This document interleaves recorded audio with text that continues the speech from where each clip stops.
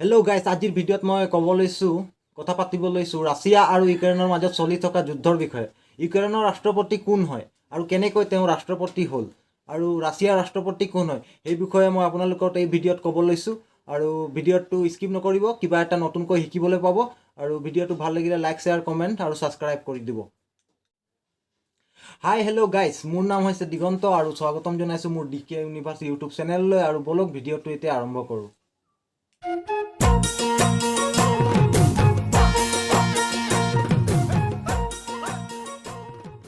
Hello' guys, ৰাছিয়াৰ ৰাষ্ট্ৰপতি হৈছে ভ্লাদিমিৰ পুটিন।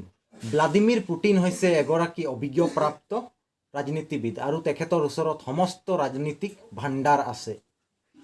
কিন্তু ইউক্ৰেইনৰ ৰাষ্ট্ৰপতি হৈছে এগৰাকী অভিনেতা, কৌতুক অভিনেতা, আৰু তেখেতে চিনেমা, টিভি শ্ব' আদিত কাম কৰিছিল। ইউক্ৰেইনৰ ৰাষ্ট্ৰপতিগৰাকীৰ নাম হৈছে ভলোদিমিৰ জেলেনস্কি আৰু তেখেতৰ চিনেমা ৰাছিয়া, বেলাৰুছ আদি সকলো দেশতে জনপ্ৰিয় আছিল। জেলেনস্কিৰ জন্ম 1978 চনৰ 25 জানুৱাৰী তাৰিখে ইউক্ৰেইনৰ কিৰি নামৰ এখন সৰু চহৰত হৈছিল।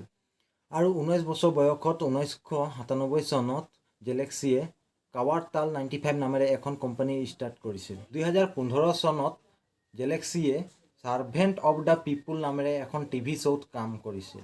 তেখেতে ছ'চিয়েল মিডিয়াত দুৰ্নীতিৰ বিৰুদ্ধে এটা ভিডিঅ' শ্বেয়াৰ কৰিছিল আৰু সেই ভিডিঅ' তীব্ৰ গতিত জনতাৰ মাজত ভাইৰেল হৈ পৰিছিল।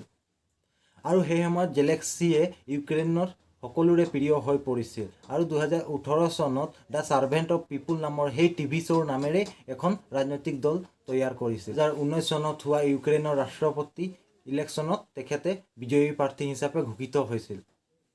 এয়াই আছিল ভলোদিমিৰ জেলেনস্কিৰ তথা এজন কৌতুক অভিনেতাৰ ৰাষ্ট্ৰপতি হোৱাৰ কাহিনী।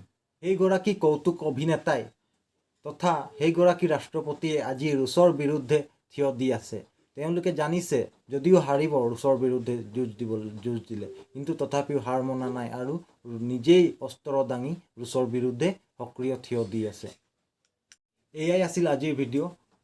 নাজানো কিমান বুজাব পাৰিলোঁ, আৰু যদি আপোনালোকে কথাটো বুজি পালে তেতিয়া ভিডিঅ'টো লাইক কৰিব, চেনেলটো নতুন আছে যদি ছাবস্ক্ৰাইব কৰিব, আৰু কিবা ভুল হৈছে বা কিবা হৈছে যদি কমেণ্ট কৰি জনাব।